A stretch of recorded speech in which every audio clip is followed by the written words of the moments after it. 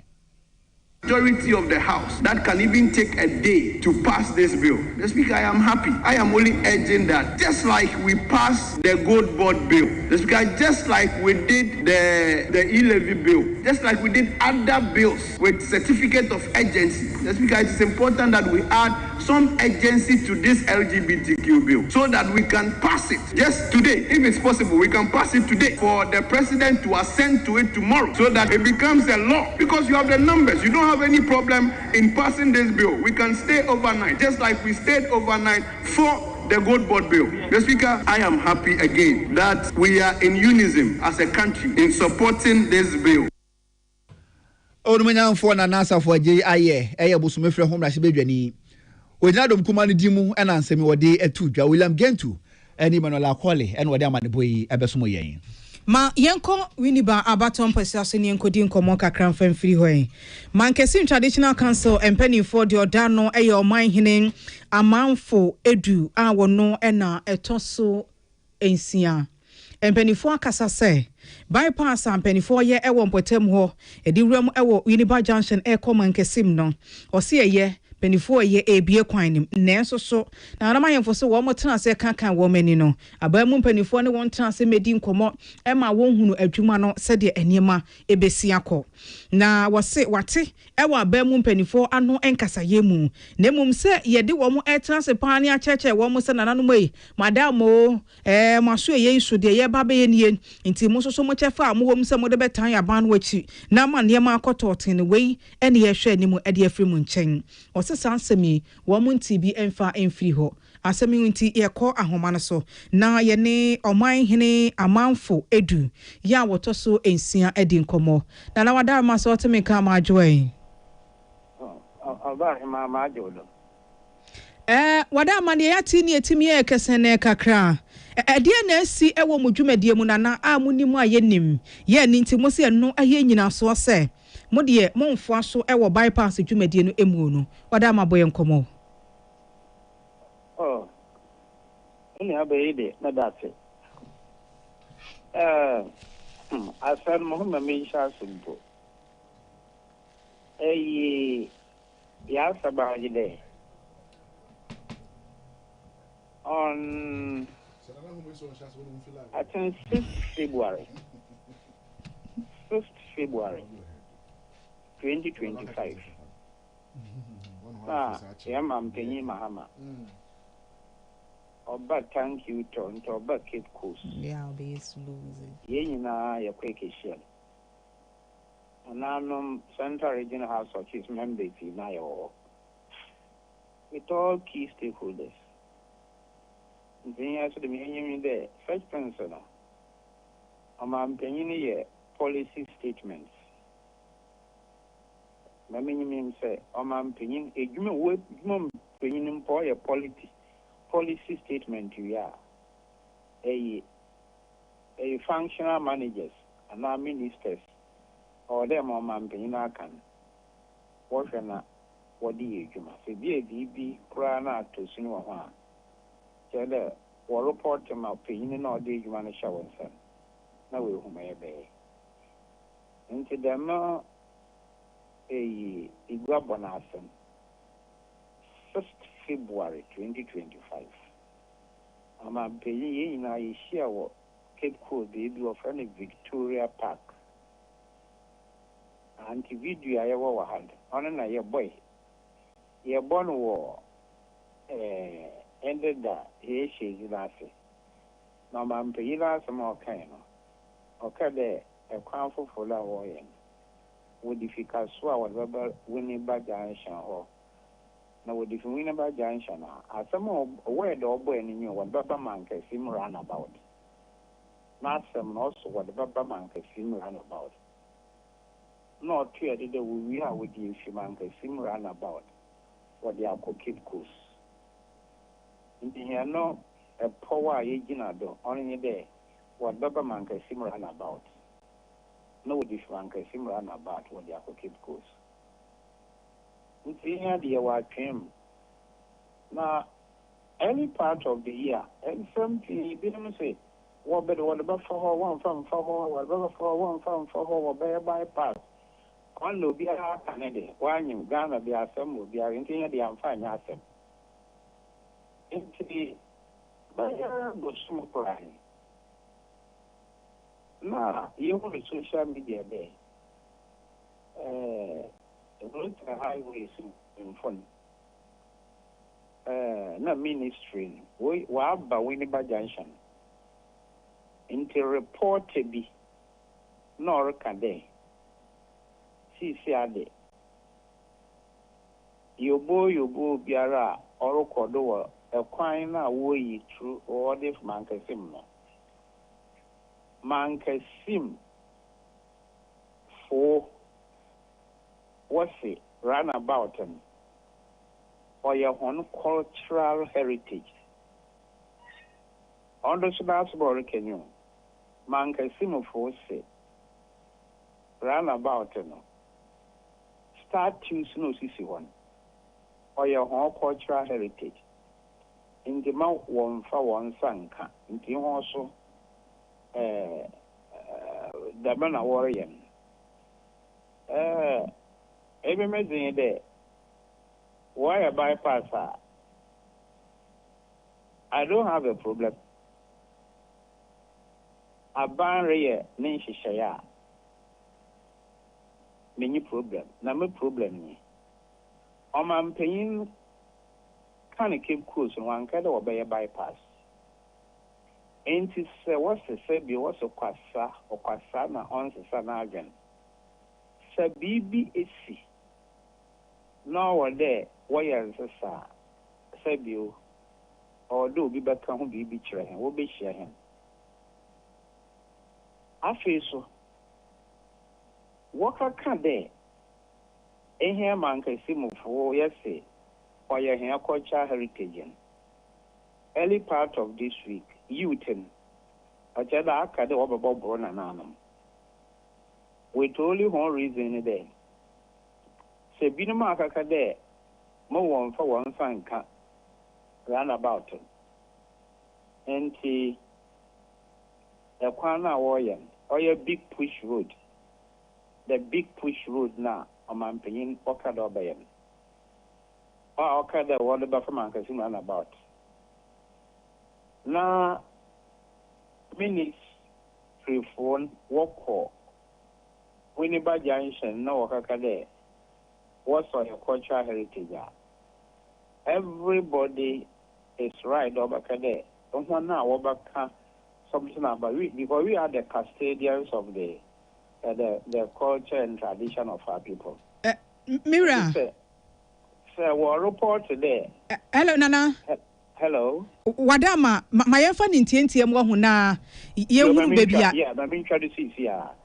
enye twa na obetwa do no wada Roma say me ba chawo nana ba chawo enye twa na ebetwa do no me beda ye fa asem ni ntientie ye nhyehyɛ ho ne ye nya ntiase no na kyese ye nsi po wine de di kan me pa chawo wada mo okay me ba baby a me dunye de nsa do ho na na no me de mo ma mpanyin kan no February 2025 yeah amfa nye dwuma afis we bo twa atwe do de na nanom na yesi hoye here cultural heritage. Now before that, highways Accra head office letter signed by their CEO dated 26th February 2025 what the Brehen there were a stakeholders meeting on the 5th of March nanko ababy shiomani na memfed de deba na Watrache project on Amado. Just to hear later there, what's it in here, say, run about in your cultural heritage. The one say, on your no part. Because you're near the Madananka, a be a home sign there, he got to Bankasim. Johnny Free you to know. Okay. From home sister stations are. Any part of the week, walk away now. They are going to do a massive demonstration. They were even going to block the road from everybody bank from Accra. Bridge from that area. So what that day what Maccabi and Chuman or whatnot. No, I'm support any then I say Obia can say Manose mose a one year more. Traditional and answer. Yes. If I should say, even though the word they used was not shrine, what's our cultural heritage? Yes. Okay. Now, what by an anonymous or no crying a young can be piano. No, also the medianca. Obey the morning for one cut away day. In the Akan on the highways for one brand, one by Deban, one by stakeholders consultation, stakeholders meeting. Now, one camo biara and senior, you one chira one argument, one cannot say the young day. Argument, why you call. Okay. Then what the letters bro all Nana meba tobo yemfa asem ni ntentiem na yemfa nsi why me say de di kan traditional council no pesa yente ase se ne atiefo nte ase se 2025 enkoma amampani ni mu di ye no wanka se dwumadie na omoba bedi no ebeba beka runabout no yes sir okay say ba beka video no mpo wo nipa your friend me ma friend amano enti keba beka runabout no a na traditional council no any or how bia wo ho sa Dabi okay and as statement in the bank and the dualization of the big push road will start from Kaswa to Winneba Junction to Mankasim roundabout or emphatically or Bosadino Mankasim roundabout or we in order to say then from Mankasim roundabout to Cape Coast. So we are not saying say beautiful for as a Pasiana and Sanajane. So Bibia Sintina year more from Bashan and Anam say Yana Yasi Abusumate is Hontina Yempas of the fall. That is the basin. It's a no moment dear a more edi adiene nim no abamu panifo a edi dwuma no na asesa no say enne ma me fa runabout ni ho bio minim enti wo maka nkyere hen nemu nkomo amoma tekere say enne ma me fa ho bio say de mampani kan ye no wa sha se ha mba hot de mankasim mampani kan na you to the part de baby mpo wa sha se a worry your bypass na ma de bonko honko he okay inti asem no tofa bomu nyina ye say Mankasim Traditional Council mpanifo twɛn mampani nkoma obedi ye 2025 say kwan no ayeye no ebeba nanim aba abedu mankesi runabout no ama bibia timi akonkan mobɔ jesu ye edu ebehwe animu ɛna abeto sa abre mo hu se kwan no mpanimfo ahya ase nenso so monti bibia na mum komo amote ye wɔ nkyɛn ye se enya ma meka mankesi runabout no na obi twa asɛm ato na nanom so se mo se ɛhɔ ye ase bibia mo so mo no nti mo ma kwan maka meka runabout no Official mon cancer. And so I mean I'm baby I will be back as I wear or mind him way na. Man paying Bahama Babaye a big push road in the one Kroma or send a bush to run about when your man in Yano. A good a stigma. As I say, check out when never time when yet. Ɛkyɛ when you be here. Respect him many be pa. Many be pa. Nana yaguso aye kan. Madam amatintim krata de akɔ abema mampanifo ehunu sɛ de ekoso mo ani nye ho. Nti mo sese bia ban nye bibi fa. Amatintim krata akɔ abemu. Ebi kɔ na physically, personally. Yeah, highways for look a meeting 5th September 2025. And that was when they promised that one by stakeholder a consultations na a debano. 5th September. Your choir one CEO eba meeting be. Deputy CEO, he is an engineer, Obabi, PRO, all top management. Finance manager, HR manager, all of them. In fact, they gave us a very good welcome. Nana, they told us they will be coming to do the deba. Okay. Na manya muwe, mo nyampo amonya ko na monya mo kwan. Amuko, America cheap. Omanya, you come now, my young mocha. Last year, who must traffic in your head, and yes, I boost him into one from before. Abba. Enti the SCM one in Jihui, na mi bisa say, Martin Tim Krata, the ama and penny for the appropriate authorities. Say omumra na retraction be enkoso no mo mechire mu die ntia omo na omo kan ne so afedie pa de na mo me press e na ye na ye de bi akoma wo mo. Okay, why more? And your reason I say, young can say, points 3 penny womb. 1, President or kind ye na yet here, so the before or Bobankers run about you. If you are your call woman so about be shia or minor, now on my church for BBM. Afi, ye can't take a tea, I will say, I say, I bosom in tea. Mom, I send me and so yana yeka. You think him a press conference a Troy, no, the Bia Common. Why more? Why more? I'm dear Momo.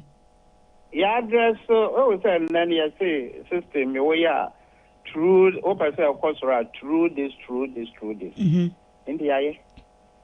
Why more? I'm a copy or more. Through the MCE, it will go through the offending. The regional minister then need to go to the appropriate quarters. Okay. Na nebe fa run about one can never come what they be businesses one go for nyuma. But as we be said bantasi ese. Nka kwan ne be fa run about one anka beke ka japade bi wo hu. Menye engineer, menye consultant, road consultant, whatever. On internet highways no wambra.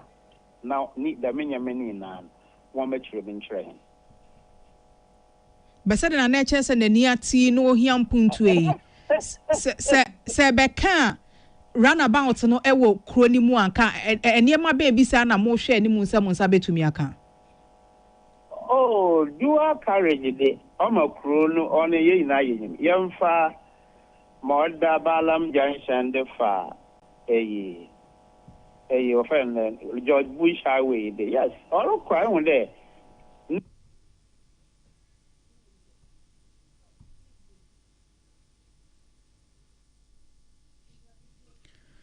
Omahine Amoafo Edu Awotoso Ensia Nana Yeneno Edin Komono. Ebejina we so na ya homeka se bono sada Roma moni entena.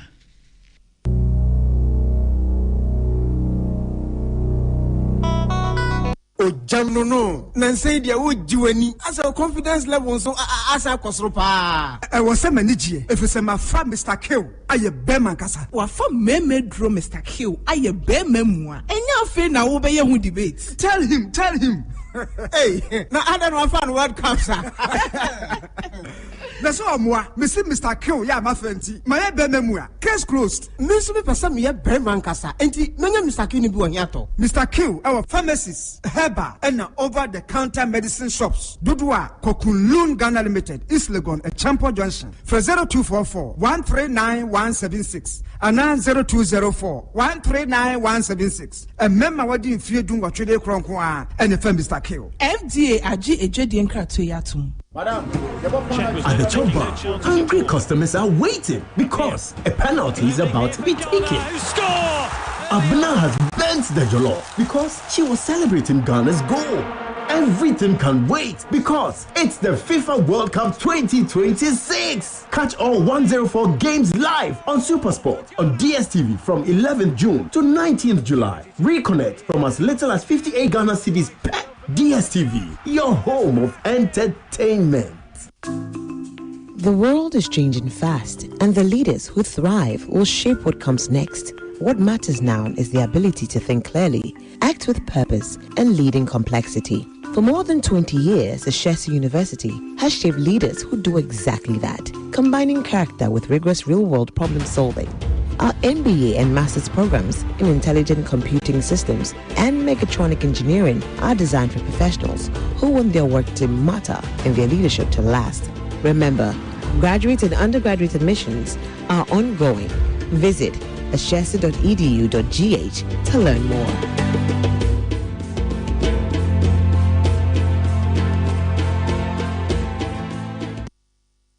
Tune it in, turn it up, Peace FM, and rip off the knob.